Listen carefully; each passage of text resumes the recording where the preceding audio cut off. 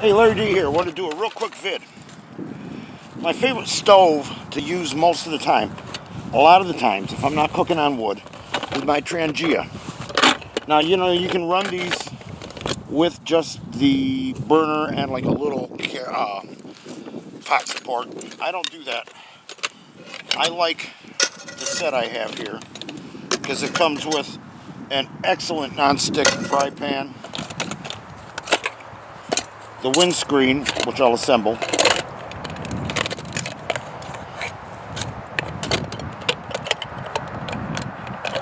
a very cool little teapot, and 2 pots.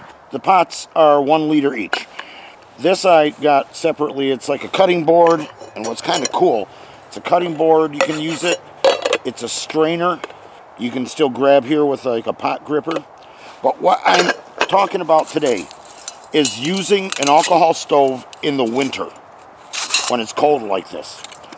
This is how this goes together.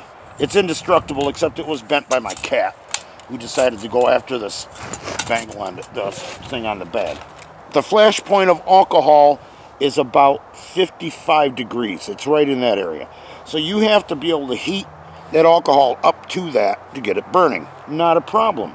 Except the Trangia burner, when it's cold, which, let me get my gloves off, it's not that bad out. Whenever you put your burner in like the pot to stow it, put it in a bag.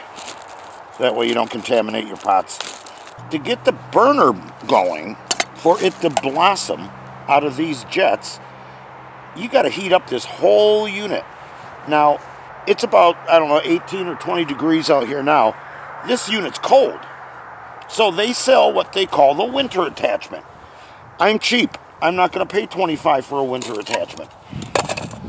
I took a tuna can, cut a piece of carbon felt, used some silicone, high-temp silicone, stuck it to the bottom, and that's all the winter attachment is, and it's a plate, a metal plate. Now the thing with the winter attachment is it's made so that way the stove locks in. There's a little groove right here. It will snap into the winter attachment and hold it up.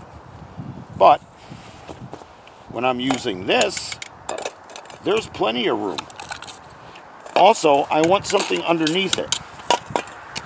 So what I did was, I had the router in my router table. I cut a circle with my bandsaw and routed out the edge so that fits right there.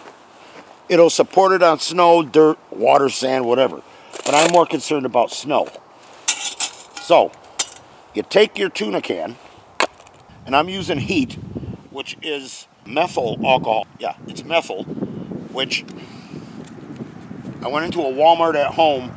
They had 4-pack containers of this on clearance for $2. So I'm getting it, what, 50 cents a bottle.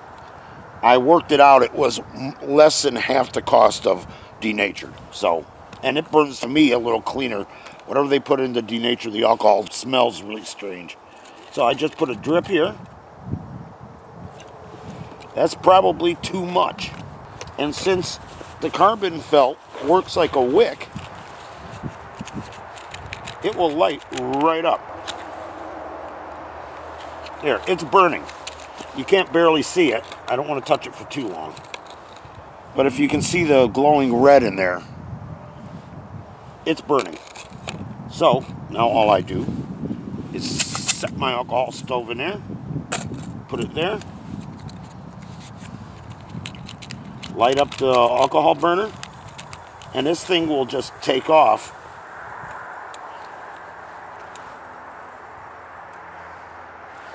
Relatively quick. So a quick, easy way to make a preheater for your alcohol stove. See, and what I said about it being the flash point, you know how in summer you usually put a match over there and poof? It did not light. Now it did. It's heated up some.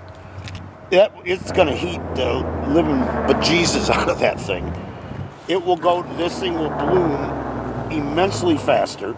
And like I say, in the winter, it would take a considerable amount of time to be able to heat up that alcohol burner hot enough to get it to bloom. And it's already bloomed.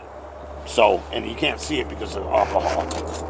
And in fact, I'm moving it because it was boiling the alcohol. That little bit of alcohol I put in there, and this thing is now bloomed out. It's got the jets going. Took maybe a minute. So, quick, cheap, simple way. If you don't have the carbon felt, a piece of fiberglass mesh will work. I've seen I've seen people do it out of fiberglass insulation because fiberglass won't burn. So, that's an option too. But I love this stove. It goes on all my canoe trips because it's so darn simple. The windscreen's fantastic. But that's an easy way to make a winter attachment for your Trangia stove. Okay, hey, Larry D out. Hope you enjoyed this. Hope you get something from it.